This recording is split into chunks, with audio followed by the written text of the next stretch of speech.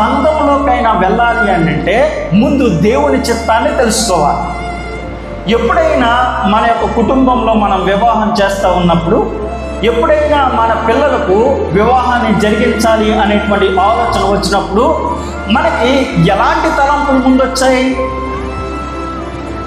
మా కుటుంబంలో మా కుమారునికి కానీ కుమార్తె కానీ వివాహం జరిగిస్తూ ఉన్నప్పుడు, లేదు దీనికంటే ముందు నేను దేవుడి దగ్గరికి వెళ్ళి అడిగి తెలుసుకుంటా, దేవుడి దగ్గర అడుగుతా, దేవుని చిత్తం ఏంటో తెలుసుకుంటా, దేవుని ఉద్దేశం ఏంటో తెలుసుకుంటా, ఆ తర్వాత ఈ యొక్క కార్యక్రమాన్ని నేను మొదలు పెడతా అనేటువంటి వాళ్ళు ఎంతమంది ఉంటారు?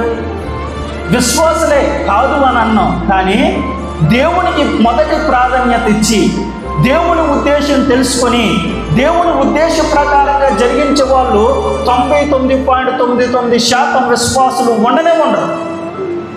ఎందుకు ఉండరో చెప్తాను. ఎందుకు నిలబట్టలేదు వైవాహిక బంధాలు అని అంటే, మనుషులంగా మనం విపరీతంగా ఆలోచించేది ఏంటో తెలుసా? దేవుని చిత్తం గురించి ముందు ఆలోచన చేయంగానే దేవుని చిత్తాన్ని అతి దూరంగా పెడతాం, అతి చివర పెట్టి మనకి కావలసినవి అన్నీ కూడా వెతికేటువంటి ప్రయత్నం చేస్తాం. మానవులు ఎక్కువగా వేటిని కోరుకుంటారో నేను ఇప్పుడు చెప్తాను. వివాహ విషయానికి వచ్చినప్పుడు మనుషులు వేటిని చూస్తారు? మనం వేటిని చూస్తామని అంటే, ముందు ఏజ్ చూస్తాం, వయసు. రెండవది బ్యూటీ చూస్తాం, అందం. మూడవది క్యాస్ట్ చూస్తాం, మన కులం. నాలుగవది డౌరీ, డబ్బు చూస్తాం. ఐదవది ఎడ్యుకేషన్ చూస్తాం, అంటే చదువు చూస్తాం.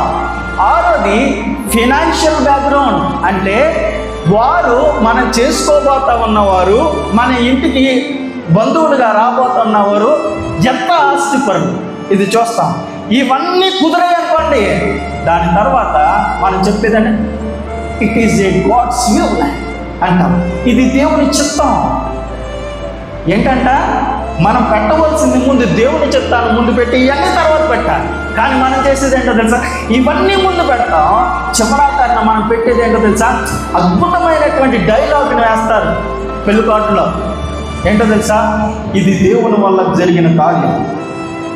ఎంత విచిత్రం అంటే, ఎంత అవిశ్వాసులుగా బ్రతికేస్తూ ఉన్నాము అని అంటే, ఆ కాటు వేస్తూ ఉన్నప్పుడు, అది రాస్తూ ఉన్నప్పుడు, ఆ వాక్య భాగం వేయాలి అని అనుకుంటున్నప్పుడు ఒకసారి మొదలు ఆలోచన చేసుకుని వేస్తే బాగుంటుంది. ఏంటో తెలుసా?